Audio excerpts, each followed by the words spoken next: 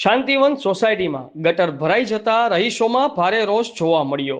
ઘરની અંદર ગટરના પાણી ઘૂસી ગયા હતા। ઘણા સમયથી ગટર ભરાઈ ગઈ હોવા છતાં નગરપાલિકા દ્વારા કોઈ પણ નક્કર પગલાં લેવામાં આવતા નથી।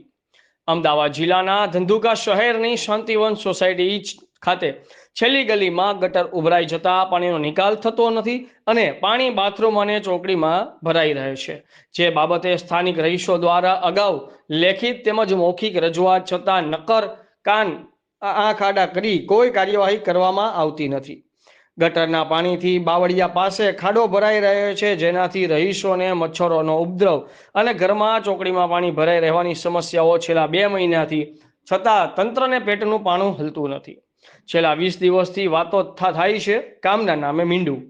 ફક્ત ગટર ખાલી કરવામાં આવે છે તો તે પણ ભરાઈ જાય છે અને કોઈ પણ કાયમી નિકાલ કરવામાં આવી નથી રહ્યો, જેથી આખરે રહીશો ત્રાસી ગયા છે। સ્થાનિકોનું કહેવું છે કે ધંધુકા નગરપાલિકાને વારંવાર રજૂઆત કરી હોવા છતાં પણ કોઈ નિરાકરણ આવતું નથી। સ્થાનિકોની માંગ છે કે વહેલી તકે ગટર સાફ કરી યોગ્ય નિરાકરણ લાવવામાં આવે, જેથી રોગચાળા જેવી સમસ્યાઓથી બચી શકાય।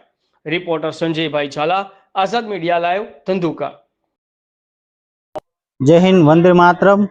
મિત્રો, આપણે શાંતિવન સોસાયટી પડાણા રોડ ખાતે આજે આવ્યા છે। ત્યાં ગટરનો પ્રશ્ન ઘણા સમયથી છે। લોકો વારંવાર નગરપાલિકાને અરજી કરે છે, તેમ છતાં નગરપાલિકા કોઈ ધ્યાન આપતું નથી। ગટરનું પાણી એમને ઘરમાં આવે છે, તેમ છતાં રહીશો દ્વારા વારંવાર રજૂઆત મૌખિક લેખિત કરવામાં આવે છે, તેમ છતાં કોઈ પણ પ્રશ્નનો હજી સુધી નિકાલ આવ્યો નથી। 80માં સ્વાતંત્ર્ય દિનની ઉજવણી આઝાદી સાથે થઈ છે। મારું નામ નયન કુમાર ગોપાલદાસ શાહ છે। હું શાંતિવન સોસાયટી પડાણા રોડ ઉપર રહું છું અને અમારે ચોમાસાની અંદર અને ગટર ઉભરાયેલી છે, કોઈ અહીંયા સાફ કરવા આવતું નથી। કાદવ કીચડ વધારે થાય છે, ચાલવાની પણ સમસ્યા છે અને નગરપાલિકામાં વારંવાર કહેવા છતાં કોઈ અહીંયા જોઈ નથી આવતું। મારું નામ મહિપતસિંહ બચુભાઈ રેવર, શાંતિવનમાં રહું છું, પડાણા રોડ। અને ગટર અને આ ખાળકુવા, સંડાસ, બાથરૂમ, આ કોઈ પણ વસ્તુમાં પાણી જતું નથી, તો એનો કોઈ ઉકેલ કરો।